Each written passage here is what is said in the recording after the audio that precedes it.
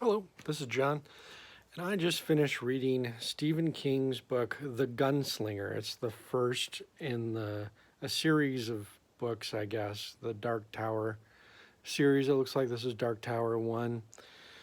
And The Gunslinger, the title is the hero is the gunslinger. And whatever.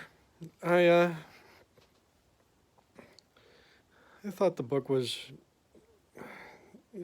it was fine. It was fine. Uh, Certainly, if anybody wants to read it, they can. It's fine. It's good to read. Not one of the better books I've read.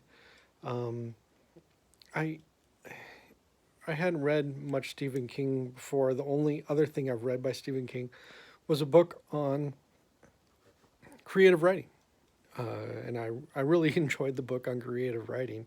I thought it had many good points and uh, good observations for people who want to write.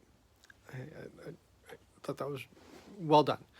And this book, in a way, is well crafted. The lines in it are fine. In other words, the wording, the choice of words it's all fine and it's well done, professional uh, writing, professional uh, production of a book. There, the most interesting thing, the thing I really liked, one of the things he did in this book is that he's using a perspective. It's a third person limited perspective. He doesn't know what's going on in everybody's mind. It's not third person omniscient, but there is the author will talk about the thoughts of the gunslinger and I don't know, to a more limited extent other characters.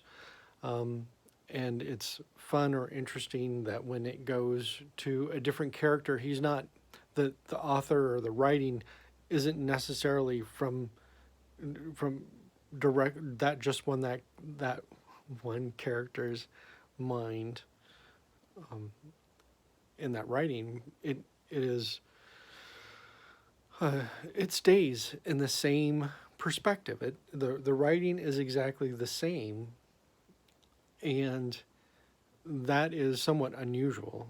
I don't think I've read a book that is done exactly that way before. There are many asides and many flashbacks to different times and of different people and the stories of different people that happen to the on a tangent to this story. Yet the story is told exactly the same. It's one person's perspective, and it's not the gunslinger. So it's the author, and so and I like that. I like that the author hasn't necessarily said, "Hey, I'm the author of this book, and this is me talking the whole time." The author just does that by the perspective of the book, and it's fun in that sense. It's fun to understand that we are, or the readers are, inside the mind of the author. Um, and it's good, and the book is somewhat of a mental experiment or thought process about uh, life and the meaning of life. So it works with the story as well. It's a meaningful way of progressing the story. That uh, deliberate choice by the author to write the book this way, and so that part was the most fun of this book. The story and plot itself, and the idea of trying to do some sort of epic on the meaning of life. Okay, great. It's not exactly horror. It's not exactly thriller. It's really not a philosophical book. If you're looking to try to um, delve into the thoughts of the meaning of life, you'd be. I personally, I would enjoy reading, some existentialists, Sartre or Camus or whoever, much more than Stephen King's The Gunslinger, if that's what we're trying to do. And yes, there were other parts to it, whatever action that's in there, whatever, fine. What I was also going to say is that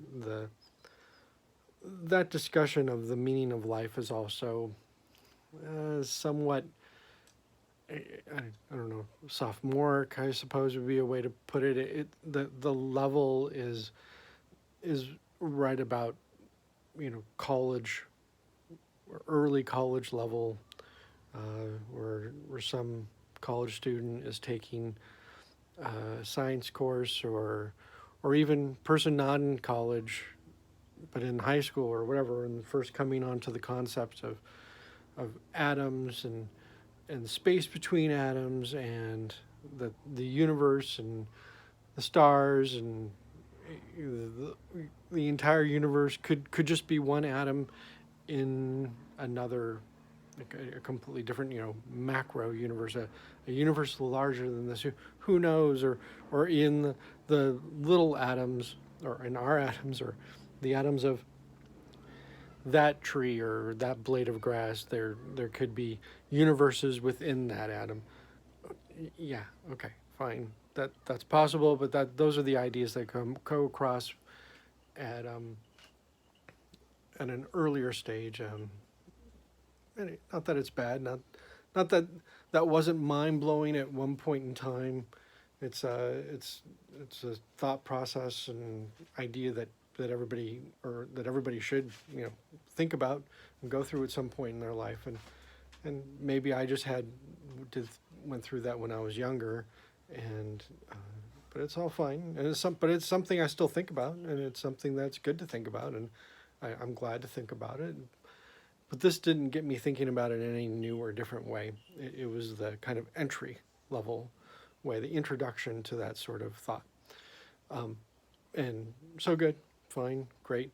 Um, uh, the Gunslinger, perfectly fine book. Uh, I didn't. I never thought of stop reading it. It was perfectly readable. The characters were somewhat interesting. So it made it enjoyable to read.